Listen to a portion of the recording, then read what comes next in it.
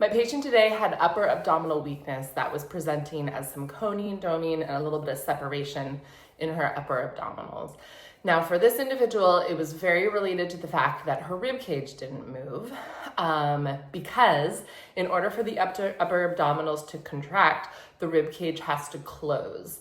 And this is really common in early postpartum or even lingering into years postpartum, that the rib cage has to open up and flare in order to make room for baby, and then never really comes back together and achieves diaphragmatic breath and mobility again. So this is a home exercise program that I developed for her to mobilize her rib cage so that she has access to activating her upper abdominals again. The first thing we need to do is mobilize the ribs individually with a lacrosse ball. Here I'm demonstrating just where to place the ball.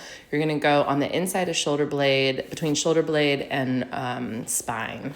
And you're gonna kind of follow that line, each rib at a time. So you're gonna place that ball there, and then each rib, you're going to put the ball on it and then rock into it, either using your knees or your shoulders. And the ones that are more painful are the ones that need to be mobilized more. So they're the stiffer ones. You're just gonna work that line pretty much from base of the shoulder blade to top of the shoulder blade, on the inside of the shoulder blade, but to the side of the spine. That is where the ribs hit the thoracic spine. After getting the ribs to move individually, I like to use a foam roll to kind of close the ribs on one side and open the ribs on the other side.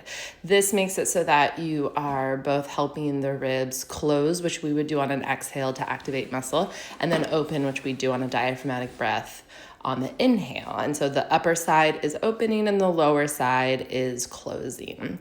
So for each side I do this, you can kind of move that foam roller just a little bit to change where you're doing your curve. That's going to target different ribs. And then here you'll see that I place my hand on the side of my rib cage to kind of concentrate my breath into my ribs. So I'm focusing on inhaling into that upper rib cage and feeling that the ribs open. Lastly, we want to focus on the exhale, which is where we get our upper transverse abdominis to activate. I like to use a sheet, or here is a kind of a fancy Pilates tool, but you wrap it around yourself. On the inhale, you're breathing all the way around. You should feel it expand. And then on your exhale, you're giving it a tug so that you can force close that rib cage. Inhale all the way around, and then exhale using the muscles to close the rib cage, but then also force closing by kind of pulling on each side of the sheet.